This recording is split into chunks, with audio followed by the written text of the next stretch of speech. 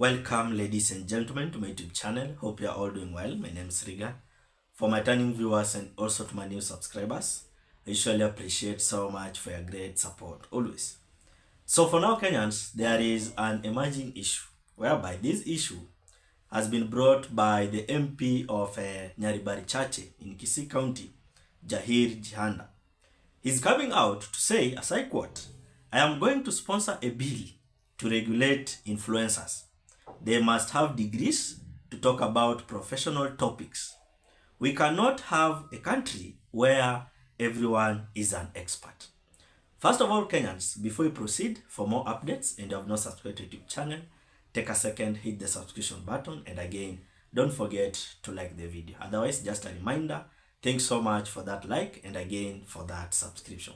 So as I've told you that this time round, we have some of the MPs that are now looking any way possible to control the influencers. And that's why unapata the MP like Zaheer Jhanda is coming out to say that he's going to sponsor a bill, and that bill is going to do what? Is going to regulate influencers. Na anasema that they must have degrees to talk about professional topics. And again, Kenyans, let me remind you this thing.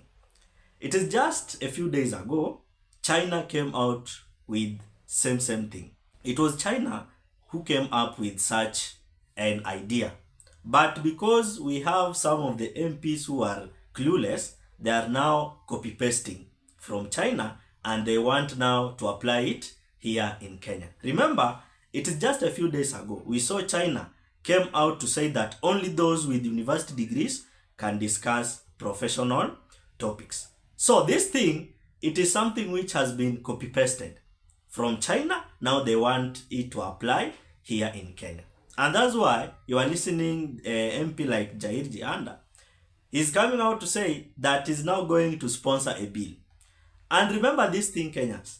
The kind of MPs we are having now, they're the kind of MPs wenye huwa wanaenda tu bora watu waende. And don't be shocked to see that this kind of bill yenye Zaheer Jhanda wants to come up with can be passed.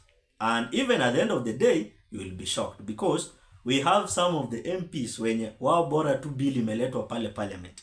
How kazi yao tu wataipitisha.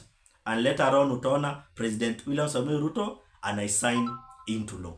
So it means that this thing is not something which we can take it in a slightly way, but we must be serious with it. Because as I've told you, we have some of the MPs which at the end of the day, utasikia that wamepitisha such kinds of bill. Do you remember that bill of the computer misuse and cybercrime? Hiyo bill sahi wanasema eti haiwezi affect mtu yoyote. It is just to regulate nini na nini internet hapa na pale. But remember this, as I've told you again earlier, that William Samoei Ruto hata itumia in a positive way. Hapana. That law ya cybercrime, misuse and computer something, that thing, William Samoei Ruto will use it in a negative way. Hata itumia the way it should be. No, hata itumia in a negative way. And that's why unaona, we are seeing even some of the MPs are coming out to defend that thing. Because wanajua that this thing wataitumia in a negative way. Kufinyilia nini? Kufinyilia wananchi and also kufinyilia the freedom of speech. So unapata that bill ilipitishwa pale parliament. Then ikapelekwa kwa William Samoei Ruto. William Samoei Ruto akaisign into law. For now it is a law. But a good news is this, that there is a conservatory order imepeanwa. Na hiyo kitu for now bado imesimama. So up to now it means that these MPs huwa wana come up with some sorts of bills.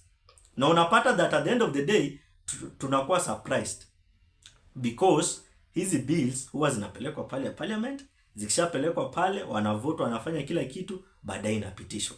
Later on tunaona William Samoei Ruto amesign into law, because for William Samoei Ruto, as long as ishafika state house, hakuna kitu kingine atafanyia. Atasign tu haraka the way alifanya on the 8 bills zenye alisign on date 15. So it means that this thing which MP Zaheer Jhanda is coming out to say, it is something that we must look at it, because At the end of the day, utapata that these MPs watakuwa na move step by step. Then at the end of the day, tunapata that tumekuwa blocked. Na tumekuwa nini? Tumekuwa regulated na tunafinyiliwa. But for this time round, remember, we as Kenyans tumeamuka na tunafollow everything. And that's why nimekuambia that this thing which MP Zaheer Jhanda is coming out to say, it is something which he has copy pasted. It is from China, because nimekuambia earlier on China ili come up kusema that only those with university degrees can discuss professional topics.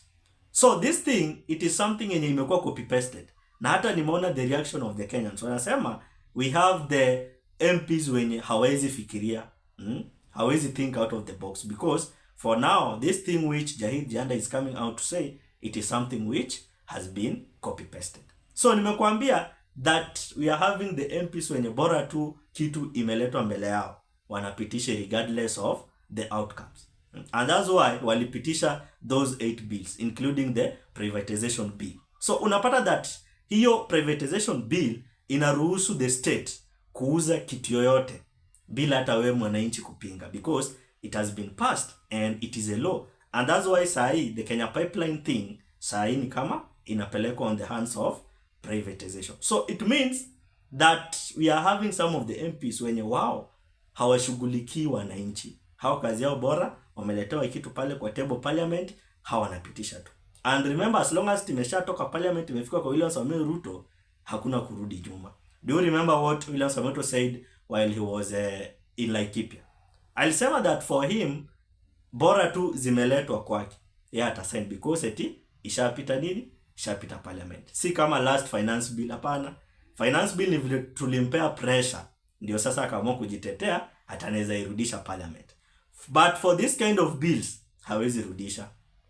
Hizo hawezi rudisha. And that's why unapata that on date 15th, alisign those 8 bills zote into law, including that cybercrime and computer misuse, and that one of privatization bill and land amendment bill, and many others. So up to now, this thing we must look at it keenly, because tukinyamaza, at the end of the day, utapata that these MPs wanaweza tufanyia mambo makubwa sana. Na utapata that wanaanza sasa kufinilia nini? Wanaanza kufinilia social media.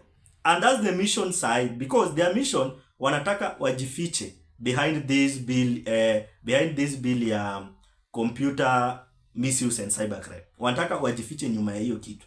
But that thing nimekuambia, William Samoei Ruto anataka kuitumia in an opposite way.